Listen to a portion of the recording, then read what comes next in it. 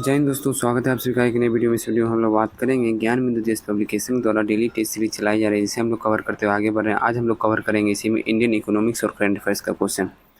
जैसा कि आपको पहले से पता है कि कुल 50 क्वेश्चन रहते हैं, जिसमें से 25 क्वेश्चन इंडियन इकोनॉमी के और 25 क्वेश्चन करंट अफेयर्स के रहते हैं। तो सिर्फ 25 क्वेश्चन का डिस्कशन होगा, यानी इंडियन इकोनॉमी का डिस्कशन होगा। करंट अफेयर्स का कोई खास डिस्कशन रहता नहीं, जिसकी वजह से हम लोग सिर्फ आंसर टिक करते रहे आगे बढ़ जाते हैं। चलिए क्वेश्चन नंबर 1 से स्टार्ट करते हैं। आपको इसका PDF चाहिए, पेड ग्रुप में ज्वाइन होना पड़ेगा। पेड ग्रुप का चार्ज है मात्र 11 रुपये। 11 रुपये देकर आप पेड ग्रुप में ज्वाइन हो जाएंगे। इसके बदले में आपको मैं 100 क्वेश्चन का जो सीरीज चलाया जाता है उसका PDF दूंगा। 50 क्वेश्चन का जो वीडियो आप देख रहे हैं ये सीरीज़ का PDF दूंगा। प्लस में इस 50 क्वेश्चन का सर के द्वारा जो डिस्कशन करवाया जाता है उस डिस्कशन का जो मैं हैंड रिटेन नोट्स बनाता हूँ उसका PDF दूंगा। ठीक है, ये 3 चीज़ आपको मिलेगा 11 रुपये के बदले। ठीक है, चलिए स्टार्ट करते हैं। क्वेश्चन नंबर 1, भारतीय अर्थव्यवस्था को किस प्रकार की अर्थव्यवस्था कहना तर्कसंगत नहीं होगा। ऑप्शन देखिए, भारतीय अर्थव्यवस्था को मिश्रित अर्थव्यवस्था कहते हैं, ये पहले से आपको पता है। और मिश्रित अर्थव्यवस्था का मतलब क्या होता है? मिश्रित अर्थव्यवस्था का मतलब ये होता है कि ऐसा क्षेत्र जहां निजी क्षेत्र एवं सार्वजनिक क्षेत्र का सह अस्तित्व हो, यानी सामंजस्य हो, उसे मिश्रित अर्थव्यवस्था कहते हैं। दूसरा ऑप्शन है विकासशील अर्थव्यवस्था। यह भी भारतीय अर्थव्यवस्था विकासशील अर्थव्यवस्था है। और विकासशील अर्थव्यवस्था वैसी अर्थव्यवस्था को कहते हैं जो विकास कर ही रहा है। जैसे अमेरिका है, ये वो हो गया विकसित अर्थव्यवस्था। उसकी GDP आप देखिएगा कितना भी इंक्रीज होता है तो 1 या 2 इसके आसपास उसकी GDP रहती है, लेकिन अपने भारत की GDP कभी 6, कभी 7, कभी 5 इस अनुसार रहता है। इसका मतलब है कि विकासशील अर्थव्यवस्था अपना भारत अभी विकास कर ही रहा है। नेक्स्ट आ गया खुली अर्थव्यवस्था। खुली अर्थव्यवस्था का मतलब है कि किसी अन्य देश के साथ अपने देश का आयात निर्यात एकदम अच्छे तरीके से चल रहा हो, इसे ही बोलते हैं खुली अर्थव्यवस्था। ठीक है, ये तीनों अर्थव्यवस्था जो है भारत में है, लेकिन आत्मनिर्भर अर्थव्यवस्था जो है भारत में नहीं है। भारत क्या किसी भी देश में आत्मनिर्भर अर्थव्यवस्था वर्तमान में नहीं है, क्योंकि प्रत्येक जितना भी देश है वो किसी न किसी चीज़ के लिए किसी अन्य देश पे निर्भर है। और मोस्टली रूप से अभी देखा जाए तो AI के रूप में किसी न किसी प्रकार से प्रत्येक देश निर्भर ही है अन्य देश पे। नेक्स्ट है, आय विधि से राष्ट्रीय आय गणना करते समय निम्नलिखित में से किस एक आय को शामिल किया जाता है। ठीक है, मैं बताता हूँ। सबसे पहले जानिए कि देश की प्रगति को अगर ज्ञात करना है, देश प्रगति कर रहा है या नहीं कर रहा है, उसके लिए हमें राष्ट्रीय आय की गणना करना पड़ता है। और राष्ट्रीय आय की गणना हम लोग 3 प्रकार से करते हैं। पहला है उत्पादन, दूसरा है आय और तीसरा है व्यय। 3 प्रकार से हम राष्ट्रीय आय की गणना करते हैं। अब क्वेश्चन है कि आय विधि से राष्ट्रीय आय गणना करते समय निम्नलिखित में से किस आय को शामिल किया जाता है। तो इसमें से जो है सेवानिवृत्त पेंशन से प्राप्त आय जो है इसे शामिल किया जाता है, बाकी अन्य किसी को शामिल नहीं किया जाता है। नेक्स्ट है, पूंजीवादी अर्थव्यवस्था के संदर्भ में अदृश्य हाथ की धारणा को किसने विकसित किया था। अदृश्य हाथ की धारणा कहिए या फिर अहस्तक्षेप का सिद्धांत कहिए, ये दिया था एडम स्मिथ। किसने दिया था? Adam Smith. और पूंजीवादी अर्थव्यवस्था का जनक भी किसे माना जाता है? एडम स्मिथ को ही। स्वतंत्रता प्राप्ति के बाद बिहार में किस वर्ष जमींदारी प्रथा का उन्मूलन हुआ था। जमींदारी प्रथा कहिए या अस्थाई बंदोबस्त कहिए, ये एक ही है। अस्थाई बंदोबस्त या जमींदारी प्रथा जो कि 1793 में स्टार्ट हुआ था और 1793 से लेकर 1951 तक बिहार में चला था। 1951 में जो है बिहार में इसे बंद कर दिया गया। पंजाब में 1952 में बंद किया गया और पूरे भारत में जो है 1954 में बंद किया गया। जितना पॉइंट मैं बोल रहा हूँ इस सारा पॉइंट आपको नोट्स में लिखा हुआ मिल जाएगा। ठीक है, बाकी सारा पॉइंट नहीं, लेकिन 80% पॉइंट आपको नोट्स में लिखा हुआ मिल जाएगा। कुछ पॉइंट जो मुझे एग्जैक्ट तुरंत अभी याद पड़ते हैं, मैं बोलते हुए आगे बढ़ जाता हूँ। ठीक है, कुछ पॉइंट इसमें नोट में नहीं लिखा हुआ रहेगा, 80% पॉइंट लिखा हुआ रहेगा। नेक्स्ट है, विचार करना है, बागवानी फसलों के उत्पादन को बढ़ाने हेतु भारत सरकार ने 2002 से 3 में राष्ट्रीय बागवानी मिशन की शुरुआत की। पॉइंट सब सही है, लेकिन 2002 से 3 में नहीं, 2005 से 2006 के दौरान जो है राष्ट्रीय बागवानी मिशन की शुरुआत किया गया था, तो ये गलत हो गया। नेक्स्ट है, राष्ट्रीय बागवानी मिशन को वर्ष 2014-15 में एकीकृत बागवानी मिशन में सम्मिलित कर दिया गया। हाँ, ये सही है। जो बागवानी मिशन था जिसका शुरुआत 2005-6 में किया गया था, उसको 2014-15 में उसका नाम बदल कर दिया गया एकीकृत बागवानी मिशन। इसका आंसर हो जाएगा केवल 2। भारत द्वारा आयातित कृषि जिन्सों, यहाँ पे जिन्सों आप लोग देख रहे होंगे ना, अर्थव्यवस्था यानी अर्थशास्त्र में से वस्तु की संज्ञा दी जाती है। जिन्सों और वस्तु जो है वो पर्यायवाची शब्द है। ठीक है, अर्थशास्त्र के संदर्भ में जिन्सों का मतलब हुआ वस्तु। तो इसका कहने का अर्थ है भारत द्वारा आयातित कृषि वस्तु में हाल ही में वर्षों में निम्नलिखित में से किस एक का मूल्य के आधार पर अधिकतम आयात रहा है, तो वो है वनस्पति तेल। 1 जुलाई 2020 को वर्गीकरण के उपरांत लघु कंपनी वह है जिनका देखिए कंपनी जो है वो 3 प्रकार से होते हैं, सूक्ष्म, लघु, मध्यम और इससे भी एक होता है 4 प्रकार के कह सकते हैं और बड़ा होता है कंपनी, ठीक है। तो सबसे पहले जो ऑप्शन दिया हुआ है 1 करोड़ तक जिसका है और टर्नओवर जिसका जो है 5 करोड़ तक है, निवेश 1 करोड़ है, टर्नओवर 5 करोड़ है, तो ये आ जाएगा सूक्ष्म के अंतर्गत। किसके अंतर्गत आएगा? सूक्ष्म के अंतर्गत। दूसरा है 10 करोड़ जिसका निवेश है और 50 करोड़ तक जिसका टर्नओवर है, ये आ जाएगा लघु के अंतर्गत। किसके अंतर्गत आ जाएगा? लघु के अंतर्गत। तीसरा है जो 50 करोड़ तक जिसका निवेश है और 250 करोड़ तक जिसका टर्नओवर है, ये आ जाएगा आपको मध्यम, ठीक है, मध्यम के अंतर्गत। और 50 करोड़ से भी जिसका ज़्यादा निवेश है वो आ जाएगा बड़े कंपनी के अंतर्गत, ठीक है। तो इसका आंसर हमसे पूछ रहा है लघु कंपनी, तो लघु कंपनी हो जाएगा 10 करोड़ जिसका निवेश है, 50 करोड़ जिसका टर्नओवर है। निम्नलिखित युग्मों पर विचार कीजिए। भारत का पहला निर्यात प्रसंस्करण क्षेत्र की संज्ञा 1965 में, हाँ ठीक है, पंजाब क्षेत्र, हाँ पंजाब ही क्षेत्र में। ऐसे मोस्टली जो देखा जाता है ये जो है तटीय क्षेत्र में ही निर्यात प्रसंस्करण क्षेत्र बनाया जाता है, तटीय क्षेत्र में यानी समुद्र तट के करीब। नेक्स्ट है, पहला सही हो गया। दूसरा है विशेष आर्थिक नीति। विशेष आर्थिक नीति की घोषणा 2002 में नहीं 2000 में किया गया था। कब किया गया था? 2000 में, ये गलत हो गया। नेक्स्ट अब अधिनियम होगा, हाँ विशेष आर्थिक क्षेत्र अधिनियम 2005 में किया गया था, ये सही है। 1 और 3 इसमें सही है, 2 गलत है। किस पंचवर्षीय योजना के दौरान सर्व शिक्षा अभियान की शुरुआत की गई थी? तो सर्व शिक्षा अभियान की शुरुआत जो है 2001 में की गई थी। कब की गई थी?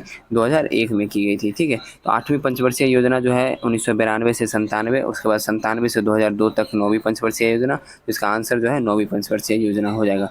और सर्व शिक्षा अभियान के दौरान 6 से 14 वर्ष के उम्र के जो बच्चे थे उनके लिए निःशुल्क शिक्षा का प्रावधान किया गया था। और अब जो है सर्व शिक्षा अभियान को सम्मिलित कर दिया गया है एक दूसरे स्कीम में जिसका नाम है समग्र शिक्षा स्कीम, जिसकी शुरुआत जो है 2018 में की गई थी, समग्र शिक्षा स्कीम। निम्नलिखित में से कौन सा भारत में सतत विकास लक्ष्यों के कार्यान्वयन के लिए एक नोडल संस्था है? तो वो संस्था हो जाएगी आपकी नीति आयोग। क्या हो जाएगी? नीति आयोग। देखिए सतत विकास लक्ष्य से संबंधित क्या है, इसके 2 आधार हैं। कौन कौन से आधार है? पहला आधार है भावी पीढ़ी की आवश्यकता, मतलब कोई भी वस्तु का इस प्रकार यूज करना है कि भावी पीढ़ी, जो पीढ़ी आने वाली है उससे भी उस चीज़ की ज़रूरत जो हो उसे भी मिल सके, ठीक है। और दूसरा इसका आधार है पर्यावरण में कम से कम नुकसान हो, पर्यावरण में जो है कम से कम नुकसान हो, यही जो है सतत विकास का लक्ष्य है। अर्थशास्त्र की वह शाखा जो परिणात्मक आर्थिक संबंधों की माप तथा अनुमान के लिए सांख्यिकीय विधि का प्रयोग करता है उसे अर्थमिति कहते हैं। अर्थमिति शब्द का प्रयोग प्रथम बार किसने किया था? तो अर्थमिति शब्द का प्रयोग जो है रैगनर फिश के द्वारा किया गया था। और अर्थशास्त्र को 2 भागों में बांटा गया था, वो भी बांटा गया था रैगनर फिश के द्वारा। वो 2 भाग हैं व्यष्टि अर्थशास्त्र और दूसरा है समष्टि अर्थशास्त्र। जेवी से ये तीनों जो है एक ही साथ नाम है, सेब अलग नहीं समझिएगा। तो ये जो है जेवी से ये नाम है, ठीक है ना। जेवी से का बाजार सिद्धांत यह प्रतिपादित करता है कि पूंजी अपनी मांग का सृजन स्वयं करती है। इसका कहने का अर्थ है कि आप सामान का उत्पादन कीजिए और मार्केट में सप्लाई कीजिए, खुद ही इसकी मांग बढ़ती जाएगी, ठीक है। किसी औद्योगिक नीति के तहत जिला उद्योग केंद्र DIC की स्थापना की गई थी 1977 की औद्योगिक नीति के तहत जो है जिला उद्योग केंद्र की स्थापना की गई थी 1977 में, ठीक है। और इसके तहत जो है लघु एवं कुटीर उद्योग, जिसे गांधीवादी अर्थव्यवस्था कहते हैं, इसके विकास पर बल देने की बात की गई थी 1977 में। जो औद्योगिक नीति आई थी इसके तहत लघु एवं कुटीर उद्योग, जिसे हम गांधीवादी अर्थव्यवस्था के नाम से भी जानते हैं, लघु एवं कुटीर उद्योग के विकास पर बल देने की बात की गई थी 1977 के औद्योगिक नीति के तहत। नेक्स्ट है, यदि ए वस्तु के स्थान पर वस्तु बी की कीमत में वृद्धि होती है तो वस्तु ए की संतुलन कीमत तथा मात्रा पर क्या प्रभाव पड़ेगा? देखिए सबसे पहले स्थानपन्न वस्तु, ये आप लोग को जानना जरूरी है, कुछ खास नहीं है फिर भी जान लीजिए। एक ऐसी वस्तु जिसका नाम मिलने पर हम दूसरी वस्तु खरीद सकते हैं। जैसे कि देखिए हम गए कार खरीदने के लिए, मानते हैं तो टाटा कार खरीदने के लिए गए, लेकिन मुझे टाटा कार नहीं मिला तो हम क्या सोचे कि चलिए महिंद्रा ही ले लेते हैं, दोनों का तो लगभग सब कुछ सेम ही रहता है। तो इसके बदले मतलब स्तनपान कर लिया हम, वही मतलब है स्तनपान वस्तु का, ठीक है। जैसे हम पीने के लिए गए चाय और चाय नहीं मिला तो हम कॉफ़ी पी लिए, तो मतलब है कि उसके जगह पर हम इसका यूज़ कर सकते हैं, ठीक है ना, वही बात है। तो इसका आंसर क्या होगा कि संतुलन कीमत तथा मात्रा पर क्या प्रभाव होगा? संतुलन कीमत तथा मात्रा दोनों में वृद्धि ही होगी अगर हम खरीदेंगे तो, ठीक है।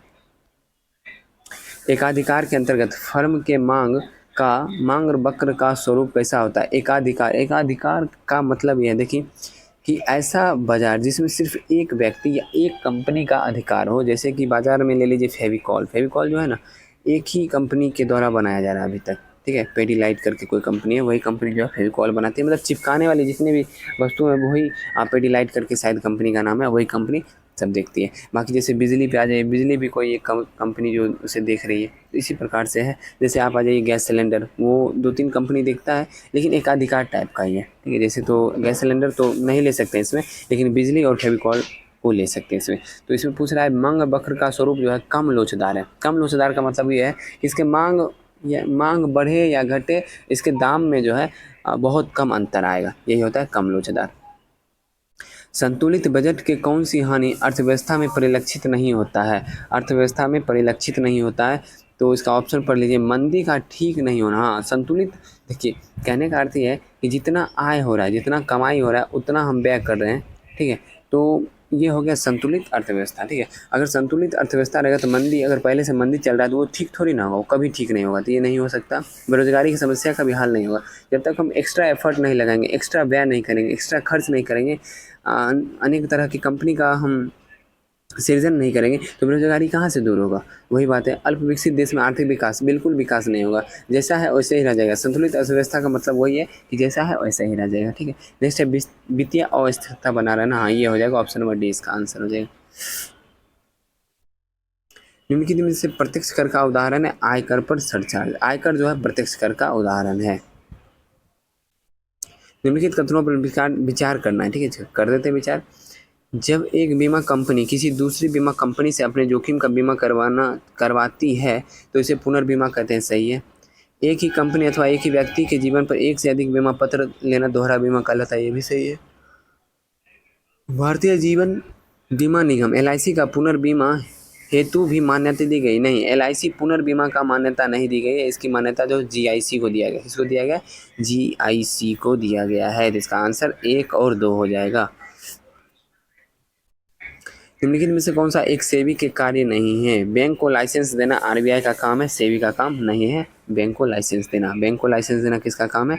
RBI का काम है। चलिए, बाकी जो है क्रेडिट रेटिंग एजेंसी का रजिस्ट्रेशन करना, ब्रोकर का रजिस्ट्रेशन करना, म्यूचुअल फंड रजिस्ट्रेशन, ये सभी सेबी करता है। ट्रेजरी बिल के संबंध में निम्नलिखित में से कौन सा कथन सही है? ट्रेजरी बिल के संबंध में, यह एक अल्पकालीन प्रतिभूति है जिसका निर्गमन रिजर्व बैंक द्वारा केंद्र सरकार की ओर किया जाता है। ये जो है कौन सा पूछ रहा है? एक सही है। देखिए क्वेश्चन, सबसे पहले तो क्वेश्चन गलत है, सही नहीं है बोलना चाहिए था, ठीक है। यहाँ पे होगा सही नहीं है, तो ये सही है, ठीक है। यह एक 0 कूपन बॉन्ड है, ये भी सही है। यह प्रतिभूति निश्चित ब्याज दर पर जारी किया है। देखिए बॉन्ड जो है उसमें, ट्रेजरी बिल या बॉन्ड जो है उसमें कोई भी ब्याज दर निश्चित नहीं होता है, ठीक है। उसमें कोई भी ब्याज दर निश्चित नहीं होता है, यही गलत है, यही आंसर हो जाएगा। बाकी ट्रेजरी बिल का न्यूनतम राशि 25,000 और इसी के गुणज में से भुगतान या खरीदा जाता है। नेक्स्ट है RBI द्वारा लागू मौद्रिक नीति का प्रमुख उद्देश्य क्या है? तो मौद्रिक नीति का प्रमुख उद्देश्य RBI द्वारा जो लागू है उसका उद्देश्य है कीमत स्थिरता को बनाए रखना, तथा दूसरा है, ऐसे तो अन्य बहुत सारे हैं लेकिन मुख्य मैं बता रहा हूँ, कीमत स्थिरता को बनाए रखना तथा महंगाई को नियंत्रित रखना, ये 2 जो है मुख्य है RBI की मौद्रिक नीति में। नेक्स्ट है खुले बाजार की क्रियाएं समाहित होती है मौद्रिक नीति के अंतर्गत, सही है। राजकोषीय नीति के अंतर्गत, ये भी सही है, और भी दोनों। वह मुद्रा जो अर्थव्यवस्था में सरकार के आदेश से चलती है उसे क्या कहते हैं? वह मुद्रा जो अर्थव्यवस्था में सरकार के आदेश से चलती है उसे क्या कहते हैं, बताइए? उसे कहते हैं आदेश मुद्रा, क्वेश्चन में ही तो दिया हुआ है। नेक्स्ट, इंडियन कॉइनेज एक्ट 1934 के तहत अधिकतम कितने मूल्य तक के सिक्के निर्गमित किए जाते हैं? 1,000 रुपये। किसी देश का आर्थिक विकास निर्भर किस पर करता है? तो आर्थिक विकास जो निर्भर करता है पूंजी निर्माण पर, प्राकृतिक संसाधन पर, बाजार के आकार पर, इनमें से सभी पर। चलिए नेक्स्ट, यहाँ से अब हम लोग को मिलेगा सिर्फ करेंट अफेयर्स का क्वेश्चन। करेंट अफेयर्स के क्वेश्चन में हम लोग कोई डिस्कशन नहीं करते, सिर्फ आंसर क्लिक करते हुए आगे बढ़ते चले जाते हैं। तो चलिए क्वेश्चन नंबर 1 है, यानी क्वेश्चन नंबर 26। लोकसभा चुनाव 2024 में NDA गठबंधन ने कुल कितनी सीटें जीती थी? तो कुल कितनी? 292 सीटें। आप मुझे बताइएगा इंडिया गठबंधन कुल कितनी सीटें जीती थी, कमेंट में, ठीक है। ऐसे ऑप्शन में दिया हुआ है, आप लोग इससे भी अंदाज़ा लगा सकते हैं। आंध्र प्रदेश विधानसभा चुनाव 2024 के नतीजे में किसकी जीत हुई थी? तो जीत हुई थी TDP की। और यहाँ के अभी वर्तमान में मुख्यमंत्री कौन है, कमेंट में बताइए। ICC ने T20 पुरुष विश्व कप 2024 के विजेताओं के लिए कम से कम कितनी राशि, 2.4 मिलियन राशि जो है निर्धारित किया है, घोषित किया है। नेक्स्ट है, हाल ही में किसके द्वारा वायुगतिकीय डिजाइन और विश्लेषण के लिए प्रवाह सॉफ्टवेयर विकसित किया गया है? तो ये विकसित किया गया है आपको इसरो के द्वारा। किसे हिंदी साहित्य भारती पुरस्कार मिला है? प्रकाश कृष्ण को हिंदी साहित्य भारती पुरस्कार दिया गया है। एक पेड़ माँ के नाम, ये जो है नरेंद्र मोदी के द्वारा शुरुआत किया गया है। 2023-24 में भारत का तीसरा सबसे बड़ा निर्यातक गंतव्य कौन बनकर उभरा है? तो पहला आपका होगा यूएसए, दूसरा हो जाएगा यूएई और तीसरा आपका है नीदरलैंड। यूनिवर्सल एआई यूनिवर्सिटी ने किस देश के डिजाइन स्कूल रूबिका के साथ समझौता किया है? तो ये समझौता किया है फ्रांस के साथ। ताइवान एथलेटिक्स ओपन 2024 में भारत ने कुल 7 मेडल जीते हैं। पेरिस ओलंपिक में तो आपको पता ही होना चाहिए क्या वो मेडल जीता है, एक भी गोल्ड नहीं है, एक सिल्वर है मात्र। नेक्स्ट है, किस नेशनल पार्क में भारत का पहला बायोस्फीयर बनाने की योजना बनाई जा रही है? तो ये हो जाएगा Rajaji national park. Rajaji national park किस राज्य में, मुझे कमेंट में बताइए। जितना क्वेश्चन पूछ रहा हूँ सारा का कमेंट में जवाब चाहिए। निम्नलिखित में से किस खेल को एशियाई युवा पैरा खेल 2025 में आधिकारिक खेल के रूप में शामिल किया गया है? तो ये कौन सा खेल है बताइए? ये खेल हो जाएगा आर्म रेसलिंग। नेक्स्ट है, हाल ही में किस मंत्रालय के द्वारा सशस्त्र बलों को समर्पित टेली मानस सेल स्थापित किया गया? तो इसका आंसर हो जाएगा आपको उपयुक्त दोनों, स्वास्थ्य मंत्रालय और रक्षा मंत्रालय दोनों मिलकर। भारतीय मूल की कौन सी अंतरिक्ष यात्री तीसरी बार अंतरिक्ष यात्रा पर गई है? यह है सुनीता विलियम्स। इस राज्य सरकार के द्वारा वायु प्रदूषण से निपटने के लिए 10,000 करोड़ रुपये की परियोजना शुरू की गई है। तो ये शुरू किया गया है कौन सा राज्य सरकार? हरियाणा। ठीक है, हरियाणा। 2025 में अंतर्राष्ट्रीय वायु परिवहन संघ बैठक की मेजबानी कौन सा देश करेगा? तो वायु परिवहन संघ की मेजबानी भारत कर रहा है। अंतरिक्ष में 1,000 दिन पूरा करने वाला पहला व्यक्ति कौन बने हैं? ओलेग कोनोनेको, जो कि रूस के हैं। कहाँ के? रसिया के। अंतर्राष्ट्रीय क्रिकेट में 600 छक्के लगाने वाले रोहित शर्मा। नेक्स्ट, ईवू ज्वालामुखी किस देश में है जिसमें हाल ही में विस्फोट हुआ है? इंडोनेशिया में। लगभग 6 जून को यहाँ पे विस्फोट हुआ है, 6 जून 2024 को। देख लीजिएगा एक बार, देख क्या लीजिएगा, कन्फर्म है 6 जून 2024 को हुआ है। ठीक है। हाल ही में किस आईआईटी संस्था ने अभिनव अग्नि बचाओ ड्रोन का अनावरण किया है? तो ये संस्था आपका हो गया आईआईटी धारवाड़। हाल ही में मालदीव ने किस देश में पासपोर्ट धारकों पर प्रतिबंध लगाया है? वो देश है आपका इजराइल। किस देश ने किंग्स चार्ल्स तृतीय की तस्वीर वाली करेंसी नोट जारी किया है? ये है इंग्लैंड। आंध्र प्रदेश की आधिकारिक राजधानी कौन बनी है? ये बना है अमरावती। हाल ही में संयुक्त राष्ट्र सुरक्षा परिषद के सदस्य कौन चुने गए? तो संयुक्त राष्ट्र सुरक्षा परिषद के 5 अन्य सदस्य चुने गए, जिसमें डेनमार्क, पाकिस्तान, ग्रीस, सोमालिया और मनामा। सोमालिया मनामा ऑप्शन में नहीं है, याद कर लीजिएगा या लिख लीजिएगा। इसका आंसर हो जाएगा उपयुक्त सभी। राज्य में प्लास्टिक अपशिष्ट प्रबंधन संयंत्र का उद्घाटन हुआ है, ये हुआ है आपका सिक्किम में। नागी नकटी अभ्यारण्य किस राज्य में? बिहार के जमुई जिला में। ठीक है। और नागी नकटी को आपको पता होना चाहिए वेटलैंड में शामिल कर दिया गया है। अभी वर्तमान में वेटलैंड की संख्या कितनी है? वर्तमान में 3 और 2 तमिलनाडु राज्य का, एक और किसी अन्य राज्य का शामिल किया गया है। इसके अनुसार 85 हो गया वेटलैंड की संख्या भारत में। तो आज का सेट यही समाप्त होता है। आशा करता हूँ सेट पसंद आया होगा। सेट पसंद आया वीडियो को लाइक कर देना है, चैनल पर नए आए हैं चैनल को सब्सक्राइब कर लेना। अपने उन दोस्तों को जरूर शेयर करना जिसे पर मंथ खरीद के नहीं पढ़ सकते हैं, लेकिन हमारे यहाँ मात्र 11 रुपये देके आप पेड ग्रुप में ज्वाइन हो जाइएगा। तो आपको बता दिया गया है 3 चीज़ मिलेगा। 100 क्वेश्चन का जो सीरीज चलता है उसका पीडीएफ मिलेगा, 50 क्वेश्चन का सीरीज़ का पीडीएफ मिलेगा। बाकी 50 क्वेश्चन का सर के द्वारा डिटेल डिस्कशन करवाया जाता है, उसका मैं हैंड रिटेन नोट्स बनाता हूँ, उसका पीडीएफ आपको मैं प्रोवाइड करवाता हूँ। ठीक है। तो ये 3 चीज़ आपको मिलेगा मात्र 11 रुपये में 1 मंथ के लिए। ठीक है। तो चलिए मिलते हैं नेक्स्ट वीडियो में। जय हिंद।